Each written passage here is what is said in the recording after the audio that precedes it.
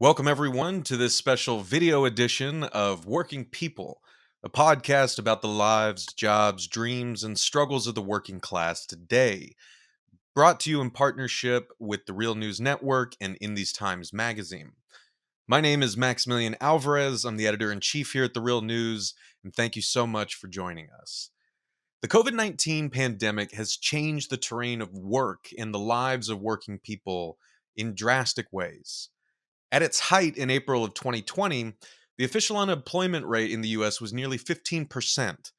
To put that in context, the official unemployment rate peaked at 10% during the height of the Great Recession.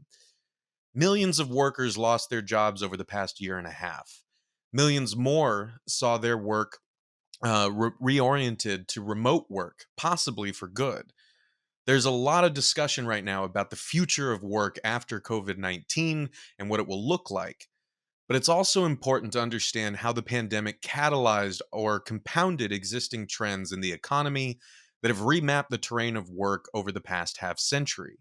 With more and more people being funneled into the gig economy meat grinder, and with increasingly monopolistic entities like Amazon absorbing more and more of the economy into itself, and with care work being the fastest growing labor sector, it is equally, if not more important, for us to grapple with these changes, both to better understand the world that we are living in and to better understand how and where a genuine working class politics can develop in the 21st century.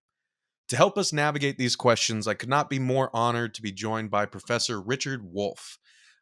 Richard Wolff is the Professor of Economics Emeritus at the University of Massachusetts Amherst and a visiting professor in the Graduate Program in International Affairs of the New School University in New York City.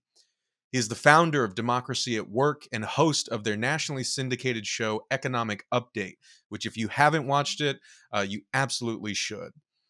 Professor Wolff's latest book is The Sickness is the System: When Capitalism Fails to Save Us from Pandemics or Itself, which can be found along with his other books, Understanding Socialism and Understanding Marxism, at www.democracyatwork.info. Professor, thank you so much for joining me today.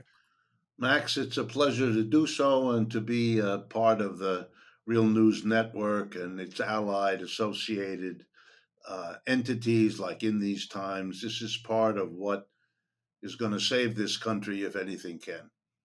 Well, it's an honor to be in that struggle with you. And as I said to folks watching and listening to this, if you were not an avid watcher or listener to Professor Wolff's work and to all the great work being done at Democracy at Work, you absolutely should be, and you need to remedy that right away.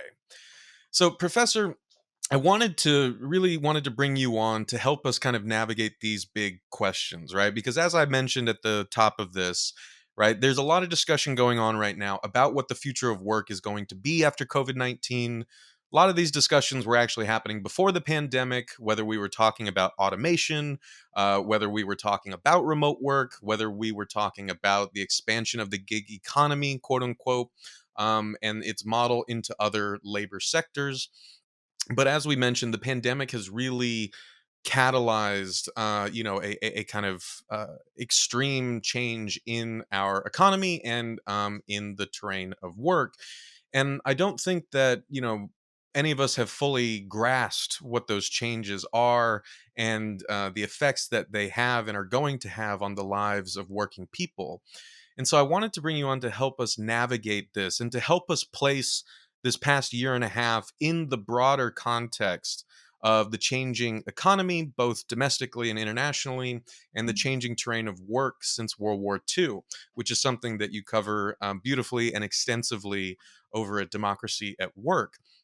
And so I think to even begin to have this sort of conversation, as you do so well regularly, it's important to kind of define our terms, right? If we're talking about who and where the working class is in the 21st century, I think it would behoove us to first kind of take a second to talk about what we mean by the term working class. On the show Working People, I've made it very explicit that I don't want to actively define this or narrowly define what the working class is, who the working class is for listeners. I would rather have the stories of different workers in different industries really kind of piece together a larger understanding of what being working class means.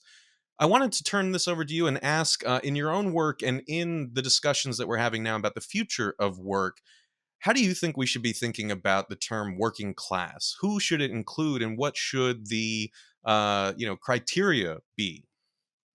Let me begin by saying this is a very, very important question. It's not an academic exercise, it's not an abstraction.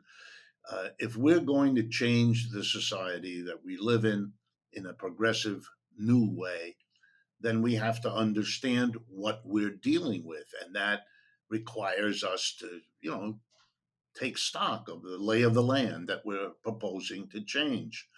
And so I would argue the way I see it is that depending on what you're trying to understand or change, that will shape how you define the object you're working with. It's a little bit like, if I can use a metaphor, a sculptor, a man or a woman who makes shapes out of the physical universe. But whether you're working with clay or whether you're working with a special kind of plastic or whether you're working with ice, I mean, all the different things sculptors have used, well, it affects how they go about their work, what they're dealing with, and they have to come to a sense of what this medium is. And I think we have to do the same. And we have to be flexible. I like your idea of drawing from your audience conceptions of the working class because there's not a right and a wrong one. There are lots of different ones, and that has to be faced. So, with all that background, let me give you the answer I give. For many of the purposes that I have as an analyst and an activist, I divide the society, the capitalist society here in the United States, or indeed globally, into two classes to start the conversation. And one of them is the class of the employers, and the other one is the class of the employees. For me, I come out of a study of history, I come out of the Marxist tradition. I don't deny it, I don't pretend about it. Uh, it's not the only tradition that I have learned from, but it is one of them, and I'm not going to disavow it uh, any more than I would allow all kinds of other right wing ideas into my head. Okay, here's the notion. The slave system had two key positions, master and slave. That doesn't mean that all the masters were alike, and it doesn't mean that all the slaves were the same. It doesn't mean that there weren't divisions among the slaves. There always were, likewise among the masters. But for certain kind of key purposes of understanding, I work with a distinction between the master and the slave. And I compare it to feudalism, and I see the lord and the serf. And then I come to capitalism and I see the employer and the employee. And the reason I set it up that way is there's something quite fundamental, not more or less important, but something very fundamental in this society. Uh, the master is in charge, isn't he? He makes the key decisions. He runs the plantation, he runs the enterprise, he runs whatever you want to call it. And likewise, the lord over the feudal manor in feudalism. The serf has her position, but it is clearly a subordinate position. And it was one of Marx's great insights to see that capitalism didn't, as it thought it did, break from those old ones as completely as it imagined. It broke from them in many ways, but it replicated the split between two key positions. One, a very small minority running the show, and another, a very large majority, being either slaves or serfs or employees. So I find useful insights into what's happening by starting there. But then I go another step because there are lots of differences within the class of employees. For example, and one highlighted in the way I think about it, is the difference between those who, and now to use the Marxian language, produce a surplus. All those people who make the software, the chairs, the hamburgers, the ice cream cones, the shirts, the blouses, all of it. There are people who work transforming nature, lumber and so forth, using tools, for example, hammers and nails, to come up with a finished product, the chair or the table, that use that as an example. And those people in the Marxian theory, they do the work that produces the vast bulk of goods and services, like the slaves, like the serfs. And they always, one of Marx's great points, they always produce more of those things, the goods and services, than they themselves consume. In other words, yeah, they make chairs and they sit on chairs, but if you add up all the chairs all the chair makers produce with all the chairs that the working class of people sit on, there's more chairs. There's more value than what they, the workers, consume. And what is that surplus? That's the income of the people at the top, the employer class, who are in the business, which they will tell you themselves, to make money, to come away with more than they threw in. There's no magic here. They haven't overcome the laws of thermodynamics. They understand that you don't get out more than you put in. Well, what happened to how? Well, they're not getting out more than they're putting in. What they're getting out is what they put in, the raw materials, the workers, the technology, and they get out what those things can produce. But what they can produce is more than what they give to their employees as their income. And that more, which they like to call profit, is why they're in business. They want to get that more from this situation, which they do. And that's why they're the employer. That's why they're in the position of deciding when it's profitable to hire someone and when it isn't. That's why capitalism basically holds all of us that are employees hostage. We're only going to get a job if it's profitable for one of them to hire us. Whoa, what a remarkable non equivalence here. They hire and fire. We hope we're not among the fired. We seek a job which they are in a position to give us or take us away from us. So I then get really interested in the difference between the workers who produce a surplus, the ones who actually make the stuff, and another group of workers, a group of workers just as important as this first group, the ones who make the surplus, but they don't. They are in charge of creating the conditions that enable a worker to be productive of a surplus. Let me give you an example. The purchasing department of a capitalist enterprise. I'll stick with my chair example. Someone has to worry to buy the lumber that's going to be transformed. Somebody has to purchase the nails and the hammers and arrange for the electricity that will power the machine. That person isn't making a chair. That person is doing something else, collecting, buying the inputs. Without that, nothing gets produced. So it's just as important as the worker who, by his brains and muscles, transforms the lumber using the hammer into the chair. So there's no ranking of the importance of these workers. You got to have them both. Somebody has to collect the inputs or this game doesn't happen. But they're radically different. One of these people is on the factory floor, and another one of them is sitting in an office. Everything about their experience is different in many, many ways. They are part of capitalism. They share being employees. The check they get at the end of the week comes from the same. So there are key similarities, the things they have in common, but there are likewise very profound differences. Capitalism arranges things that way. And we have to understand that when you're given the divisions of capitalism and your goal is to go beyond the capitalism, you've got to take the differences and overcome them. Work with people that respects that they have a different life experience, that they have a different daily life. You have to work that out.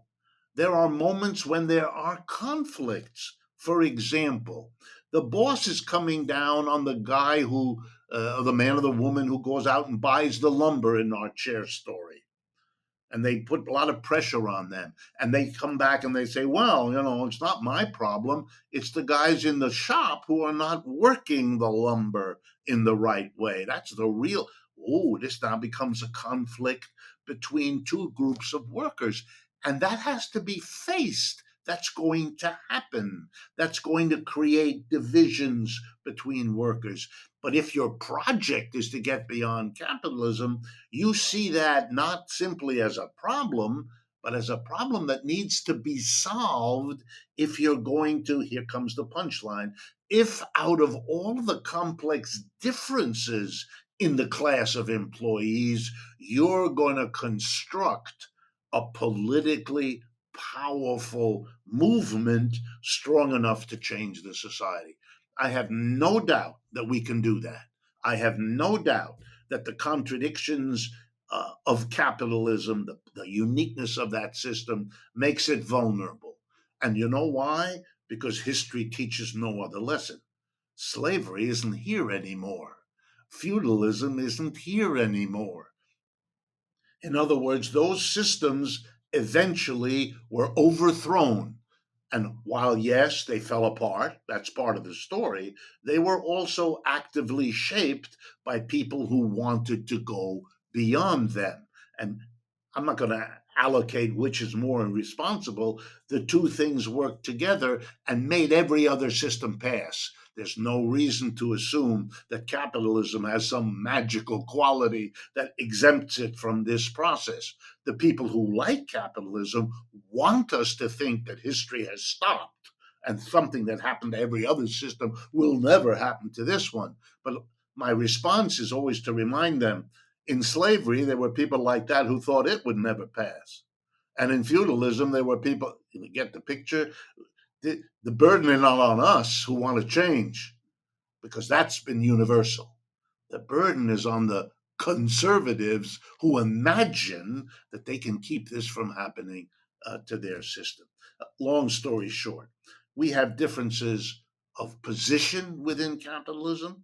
The example I gave you, the white, by the way, people have understood these things. I'm not saying anything really new. I'm putting it a little differently, but people have understood, for example, the difference between the blue collar worker and the white collar worker. Well, I'm getting into exactly what I'm talking about. That's right. Blue collar, white collar. Then people later answered pink collar. It becomes more complicated. And we know, of course, of the differences that we are in our culture able now to talk about: racial differences, gender differences, skill differences, educational differences, age differences. Those are all real. Those are all products either of capitalism or they're shaped in a particular way by capitalism. And those are the raw materials out of which you build a class that is conscious of itself, that understands and respects its differences, doesn't want to ride roughshod on. We're not all the same because we share certain things. The things we share are very important, have to be right there. We are wage earners. We are the order takers in the capitalist enterprise.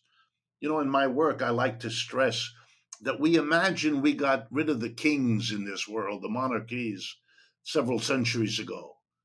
And we did, sort of. But the monarchs played a trick. When we got rid of them in politics, they slipped underneath the dividing line and became CEOs in the corporate world. That's just a king by another name. We are all his subjects. The minute we enter the factory, the office, the store, We are told where to sit, what to do, how to do it, when to go to the bathroom, how long to stay in the bathroom. And at the end of the day, when we have poured our brains, our muscles into the work we have to do, we're told to get out of there. Leave behind everything we did, go home, watch TV, have a beer, eat some pizza, and come back tomorrow and do it again. They're the kings. We are all the subjects. They're not accountable to us. We don't control them. They have the power to hire and fire us. We don't have the reverse. There's nothing remotely democratic about any of this. Parentheses, this is in a country which keeps calling itself democratic, but the workplace never was. We never allowed one bit of democracy. And if you confront a CEO today with a democratic demand that everybody in the enterprise should have one person, one vote, and we should decide by majority rule what to produce, how to produce, where to produce, and what to do with the profits we all help to make, they will fire us. And that will end that conversation really quickly. So for me, I'm very optimistic. We haven't done a good job. I'm critical, but I'm optimistic. We can do what every other systems people have done.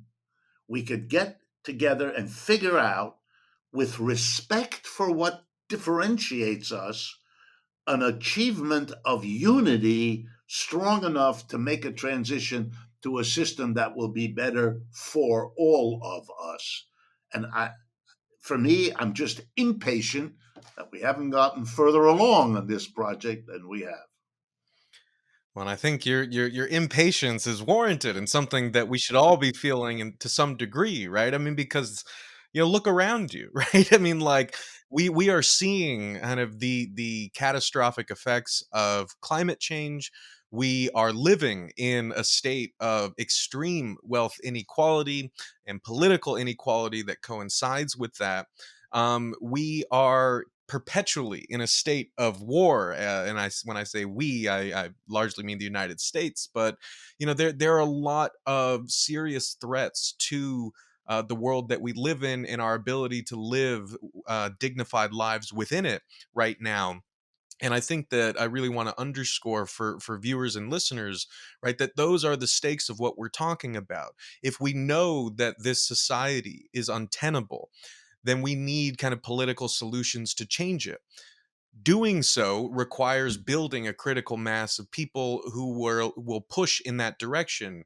Therein lies kind of the traditional Marxist program, right, of building a politics out of the working class, because the working class is there, like Professor Wolff said, at the very heart, at the genesis of uh, everything that drives this sort of system, everything that makes profits possible, right? Working people are the ones moving the gears of this system. Thus they're best placed to stop those gears, right, and reorient that system.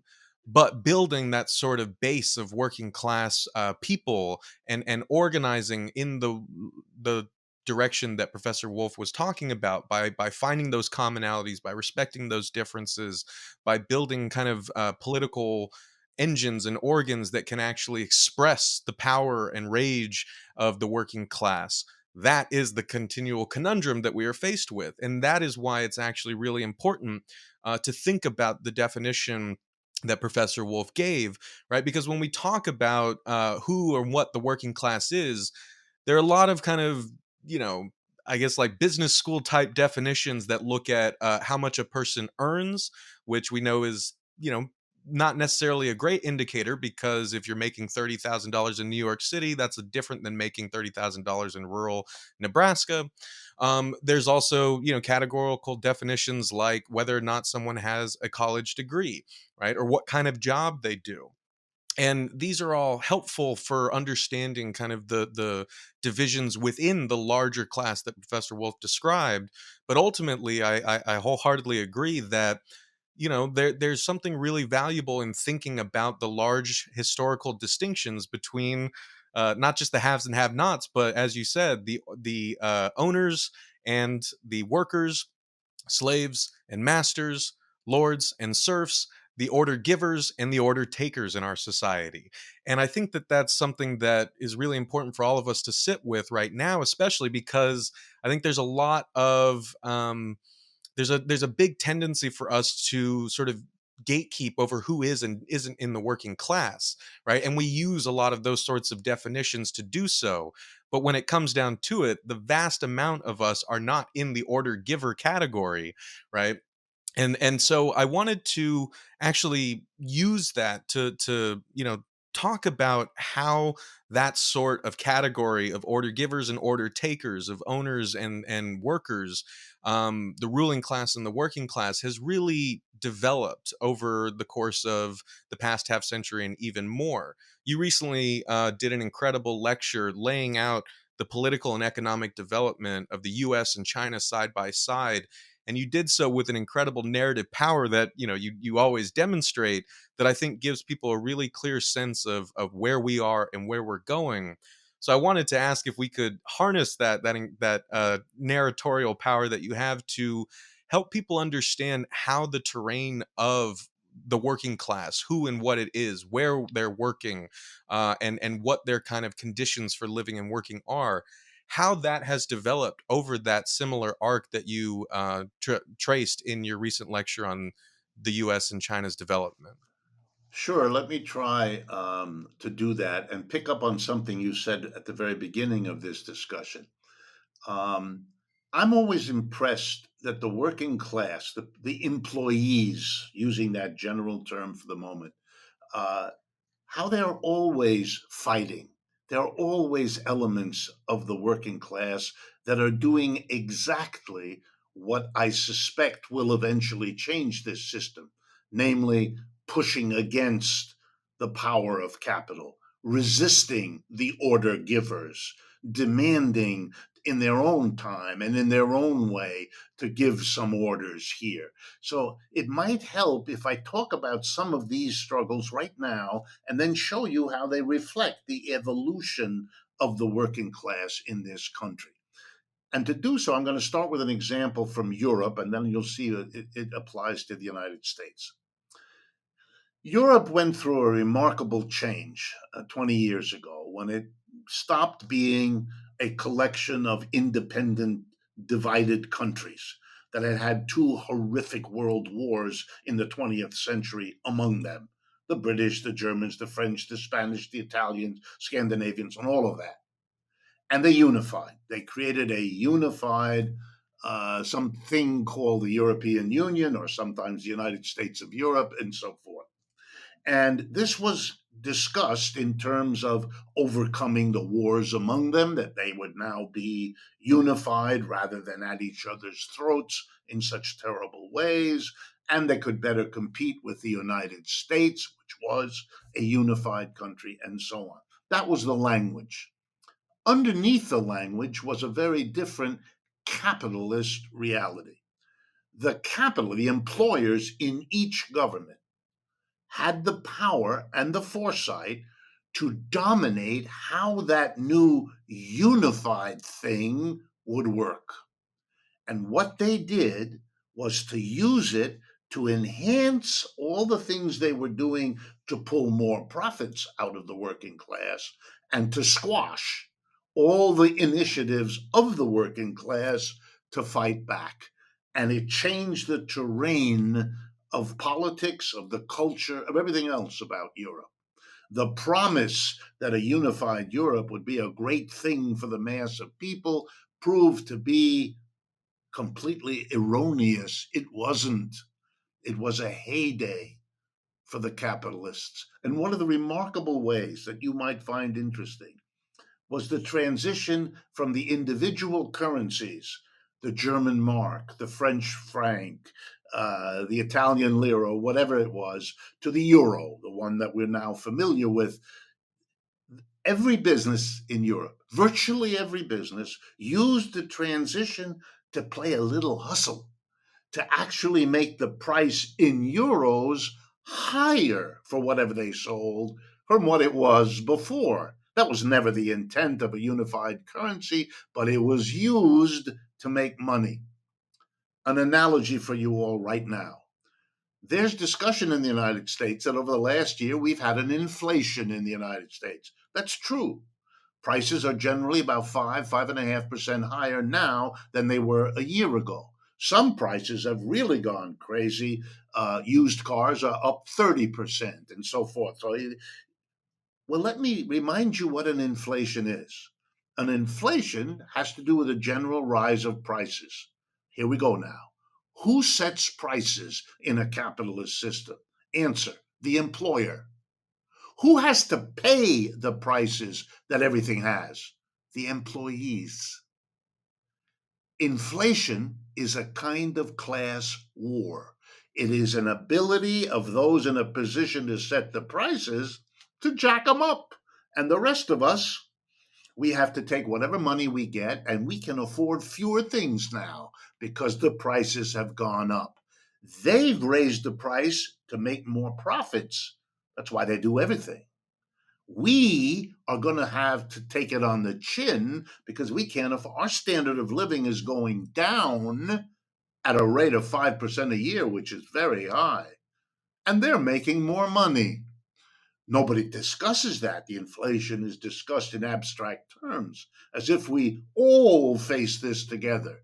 That was what they did in Europe. We're all going to have the euro together. We're all going to have a unified Europe. Yeah, but it's a very different story for some than for others.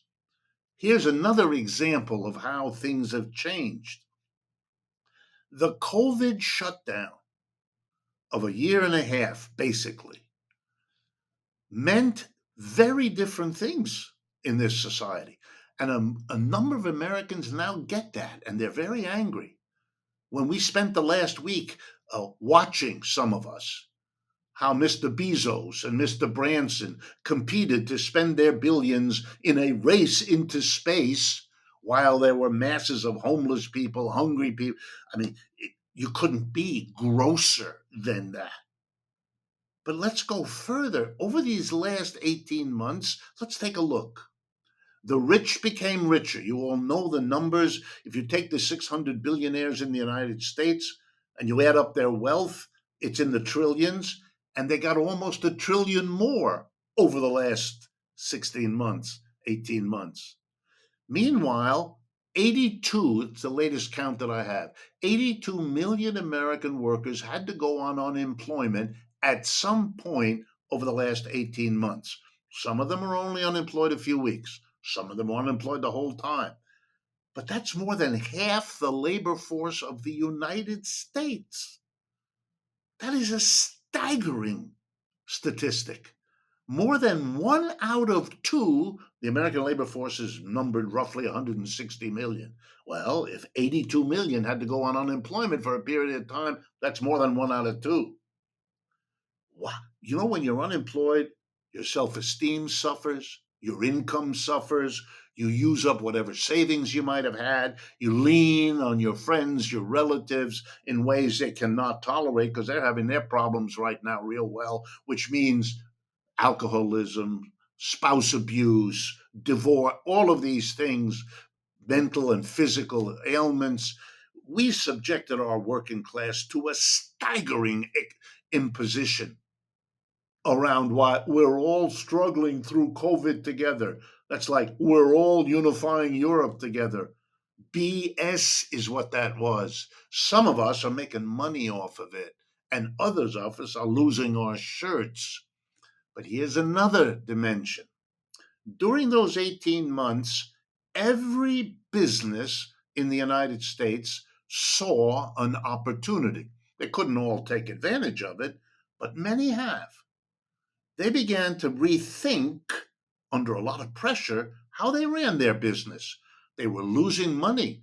You don't make a profit if your workers aren't there. If they can't come into work because they're sick, or they're afraid of getting sick, or there's a lockdown, or whatever it is, all capitalists learned or relearned a lesson.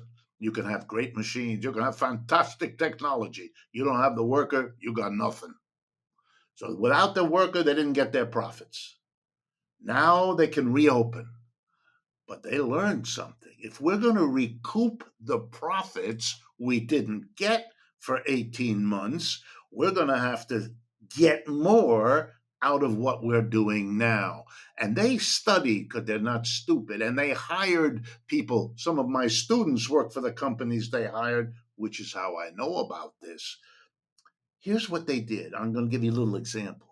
With this department over here, we have had 5 people. But if we rearrange it a little bit, we're going to call back 4 people, not 5. We can get this work done with 4 salaries, not 5. And you know how this is playing out? There's a statistic the government keeps that is off the chart. It's called the statistic of quitting. Workers are brought back to their jobs. Sometimes from the get-go they see, but sometimes it takes a few days, a few weeks. And you know what? They realize what's happening. Not only were they screwed during this COVID disease, but they're about to be screwed for the rest of their lives because they're not getting the pay they did before, or they're not getting the benefits they did before, or they're made to do more work than they were before without getting any extra pay.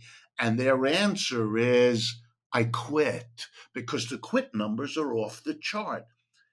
That, for us, should be a fantastic opportunity because it's workers pushing back.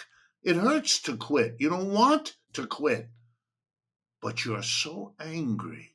You understand, even if only in the little personal perspective of what you see, what's being done to you. You're being ripped off. Now, your point, Max. All of this stuff has been going on before. You don't need COVID. Employers are always looking for how to shave a job here, how to save over there. There are whole courses in business schools, they're very polite there, how to economize on labor costs. That's a nice way of saying screw a worker out of a job or get more out of her than you pay her, etc., etc. But the reality is, we have been in an environment, particularly since the 1970s, when American capitalism had the end of its special time. What do I mean? World War II destroyed all capitalist systems in the world, except the United States. The British were wiped out. The Germans were wiped out. The Japanese were wiped out. Their factories were largely destroyed. Their working classes decimated by the war. These were countries whose capitalism had brought them to the brink of disaster, with one exception. Forgetting for a moment about Pearl Harbor, there was no war on American territory, on U.S. territory, other than that Pearl Harbor event. Our railroads were intact. Our harbors were fine. Our working class had been put back to work by the war.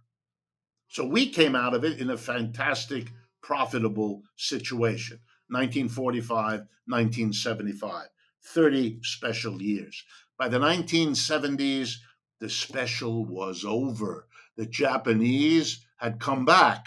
The Germans likewise. That's why we're all driving German and Japanese cars, aren't we? And it all got going then, didn't it? And American capitalism found itself competing, no longer in charge, no longer the dominant society that was controlling everything. It began to have real competitors.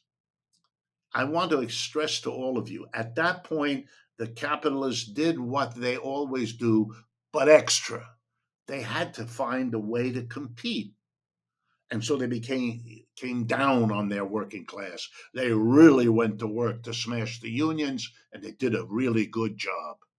They really went to work to smash their competitors if they could, to subordinate them if they could. And when they couldn't beat them, they joined them. What did that mean? They took the factories out and they went to wherever the labor was cheaper, wherever they could get the job done by someone else. That begins what we used to call the deindustrialization of the United States, the end of the New England as an industrial hub, the end of the Midwest as an industrial hub.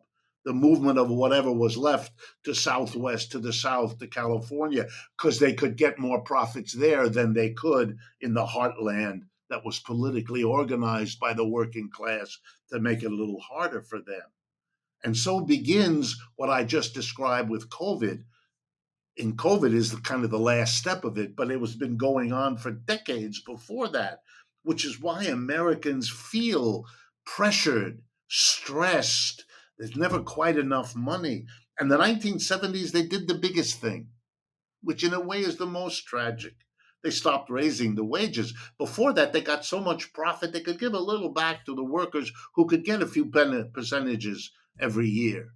In the 1970s, it stopped. For those of you not familiar, the real wage, what an hour's worth of work will enable you to buy, is not much larger today than it was in 1978. Wow. Over all the intervening 40 years, workers became more productive in America. And all that more productive means in an hour, the average worker gave the employer more output each year. But the employer who pays the wage gave the worker the same. What worker gives employer goes up. What employer gives worker is the same.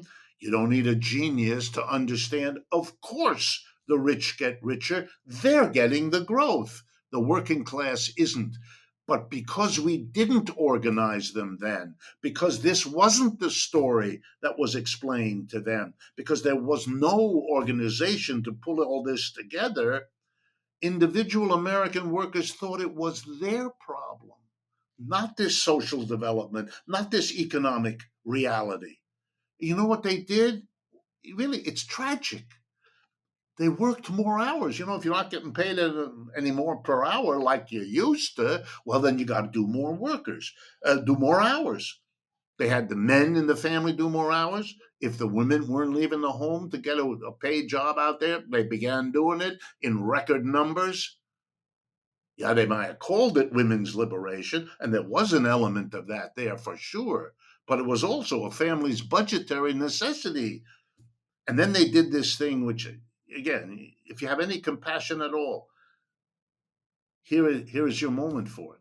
The American working class tried to hold on to its rising standard of living of the previous century, but wages no longer allowed it. Wages didn't cover it. Wages couldn't afford it. So they did that thing we all know. They became pioneers of a new kind.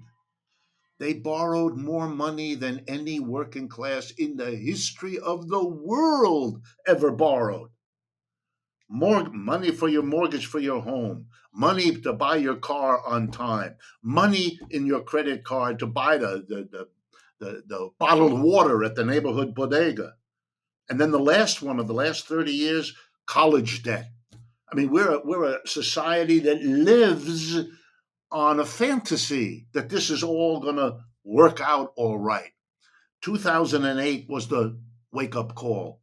Not working, can't pay, prime mortgage, all that vague noise. That's the end of the borrowing binge. There's no binge left. So now the squeezing is getting harder because there's no fantasy offset of credit. People are desperate now. The COVID is now forcing those who are employers, if they're going to survive, to squeeze even harder. And it's making life extremely difficult.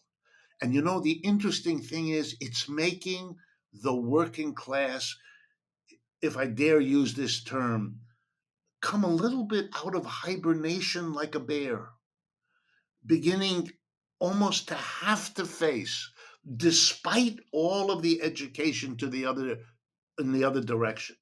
The schools, the politicians, the media pushing the other way. Working people are beginning to understand what they face and who their allies might be and who their enemies are.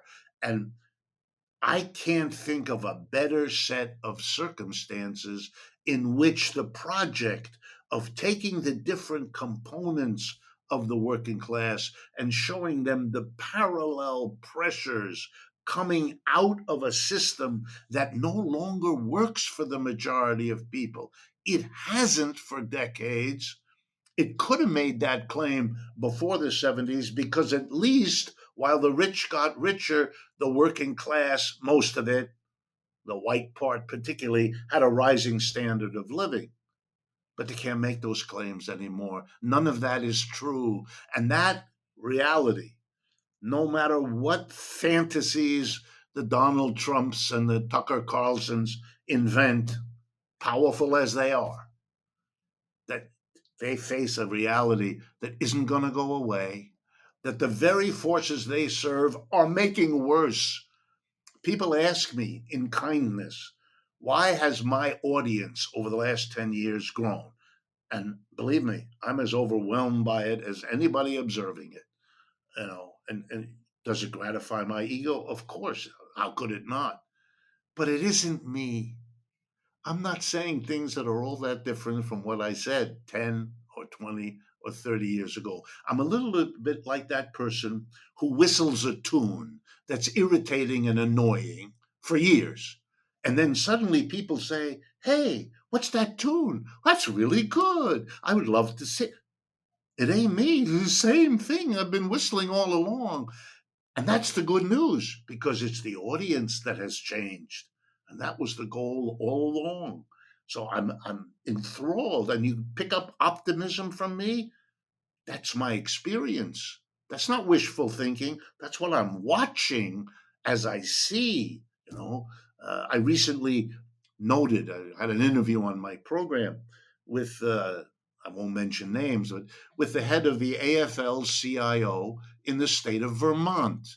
Now, a bunch of progressive young people ran for office in the state of Vermont in the AFL CIO system, and they won. They won elections. A majority of the union voters went for them.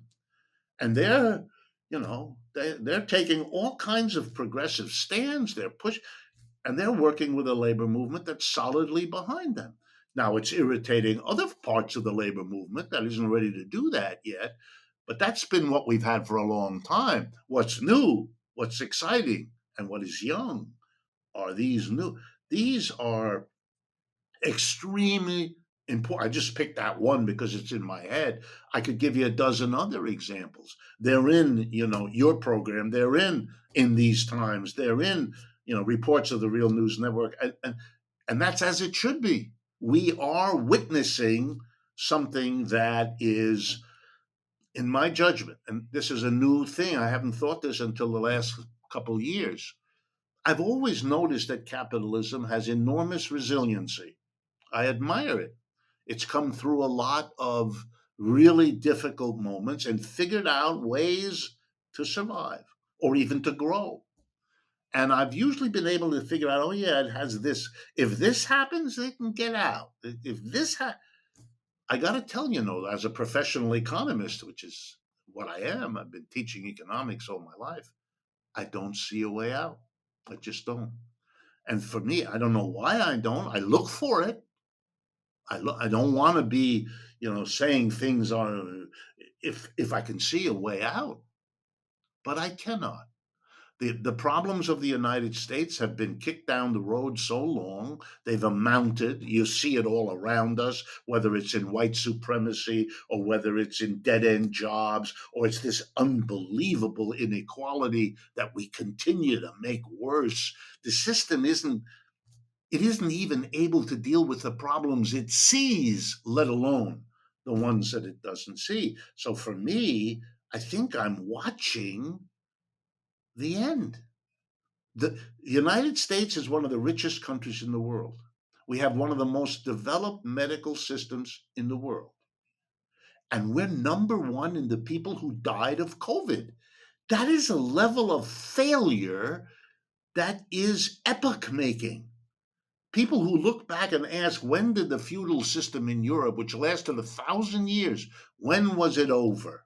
And the answer most come to is they point to something that happened in the 13th and 14th centuries, which we now call the Black Plague, the bubonic plague, the Black Death. It was a pandemic like we've just been through. Worse, but like we've just been through. And I'm beginning to wonder, and I'm not the only one, whether this level of failure to cope will not, in fact, be what historians remember was the signal that there's something fundamentally wrong here. We have the people who can do the work. We have the factories that can make the tests, the masks, the ventilators, all of it. We have it, but our system can't. Just like we have all the work to be done in our society that could give good jobs to all the unemployed tomorrow. We all know we can make a list of what we need, save us from planetary self destruction, green this country, do something for the aging population, besides stick them in nursing homes with inadequate care. Come on, we know what needs to be done. We have the people who want to do the work. We have the work needing to be done, and we have the tools and equipment. The Federal Reserve keeps a record, what's called factory or capacity utilization is the name.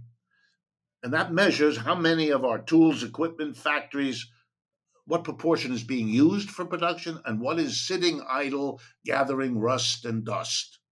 It's about 20-25% that's gathering rust and dust. Why do I mention it to you? We have the equipment, the tools, the factory, we have the workers who want work, and we have the work needing to be done. And this system cannot put it together because unless there's profit in it, nothing happens. We're held hostage. For me, the very ability you and I have in this moment to have this conversation is itself a symptom that this system is over. I mean, I think that that's incredibly powerfully put, right? And in a way, it's something that I think we all know or sense implicitly, right? Because the evidence is all around us, right? We see the decay, we see the kind of crumbling infrastructure, the very physical decay of the richest nation in the world, right? We feel the squeeze and our inability to keep up with the cost of living, right? We see how the resources that could enable us, as a society, right, to tackle the world historical issues that we currently face, be they climate change, inequality, war, and so on. We see those resources available and we see where they're going to.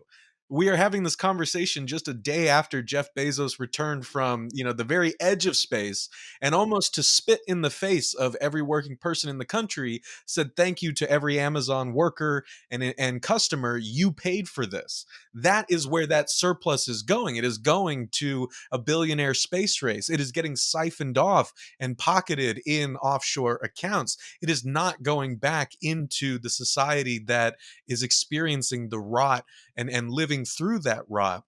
And I'm really appreciative that we ended up at this point, Professor. And I know I've only got you for a couple minutes, because I think in one way I was approaching this conversation thinking about kind of, again, those specific categories of work, right? And maybe we'll have to have a follow-up conversation about that, right? Because before the pandemic, the highest categories of the biggest categories of work included things like retail salesperson, fast food and counter workers, cashiers, registered nurses. But the fastest growing sector of the workforce was care work.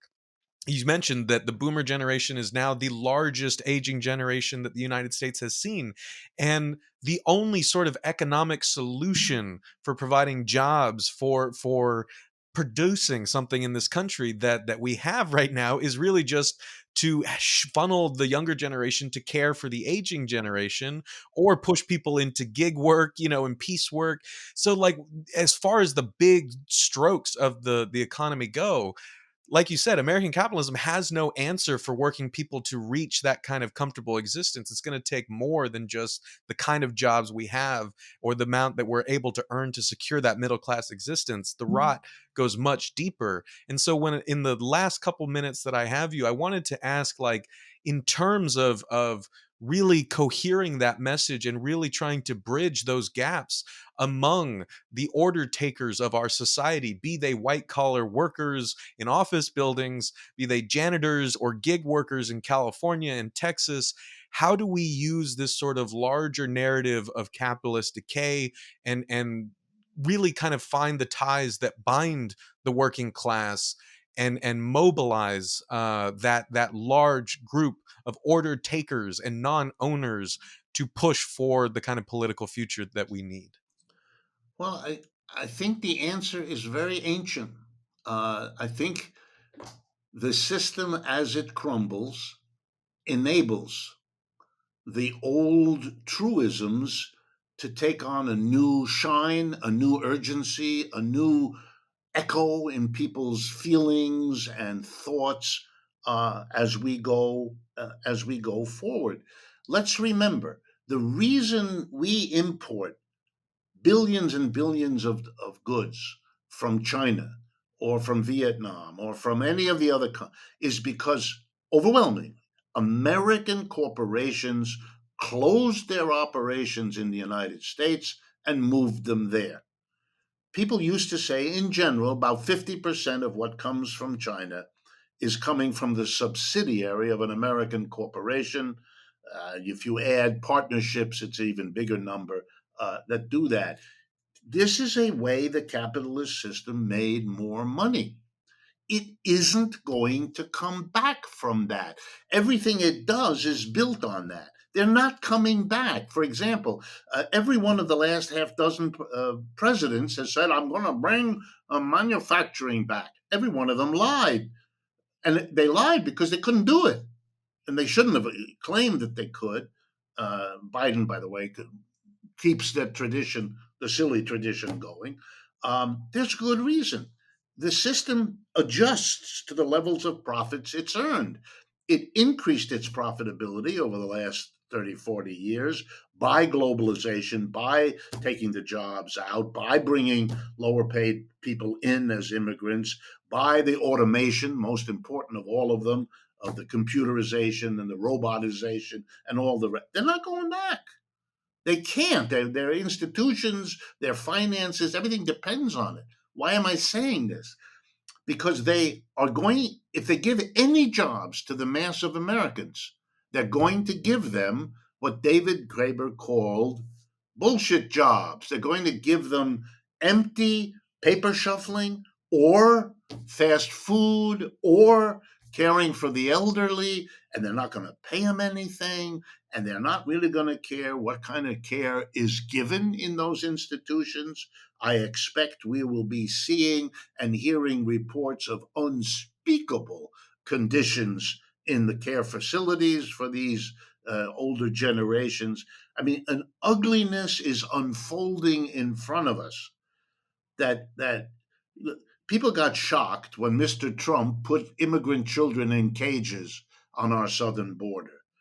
But that's a symptom that this is now tolerable. You're accustoming a society that will blame the victims, which are a growing part of our population. That's why I say I don't see a way out. Because in the earlier periods, the United States had no competitors. I don't want to scare people, but the People's Republic of China is a very serious competitor. Not militarily, and who knows, that may end our planet. But in every other way, they have figured out how to grow economically much faster than this country. And with their growth, they have grown at the rate three times the United States for the last 40 years. I mean, and with that comes the political influence. They handled this medical crisis of COVID way better than we did, with four times the population and a poorer country to begin with. You cannot keep this hustle going. And I think what Americans have to understand is the shift from a regular job to a gig job, to having to have three jobs that you run between every week as the norm that a new generation. These are all details of a crunching down on the working class in this country. We are not anymore going to be here looking at the rest of the world on our geography TV show, how much less they got. We are entering where they have always been. And that's a terrible difficulty. Look at the British. They still can't quite get over that they don't have an empire anymore. But the actual reality of the British working class is a disaster now. And that's what's facing the American working class. Are you really willing to have it ratcheted down step by step? Now you lost your job. Now the prices are going up too much. Now you have to run around even harder for your gig job. Now you have no insurance that covers you for this or for that. It's you're being attacked at 100 different points. At some point, only a class movement will solve your problem. These are social problems. Americans still experience them as if they were individual problems. They're social problems. It is an impossible task to give yourself to imagine that you as an individual can solve the social problem. The way you solve social problems is with social movements that make social changes. Otherwise, you're just beating yourself up, and you're really two steps away from confronting a life that's falling apart and spending a lot more time, as we used to say, with Jim Beam. Well, on that note, I think we can call this a wrap. Again, these are the stakes. This is the task, and the time is very much now. Professor Richard Wolff, founder of Democracy at Work and host of their show Economic Update. I can't thank you enough for joining me. To everyone watching, please go check out Democracy at Work. Support all the great work that they do. Professor, thank you so much. And I hope to chat to you again soon. Absolutely, and let's continue the discussion about the American working class. I feel as though we just began, and there's a lot more work to do. So let's do it again sometime soon. Yes, let's please do that. Let's make this the first of many conversations. It was a real honor to talk to you, Professor. To all of you watching, I'm Maximillian Alvarez, the editor in chief here at The Real News. Thank you so much for watching. And please, before you go, subscribe to our YouTube channel, go to therealnews.com/support and become a monthly sustainer to support our work. Thank you so much.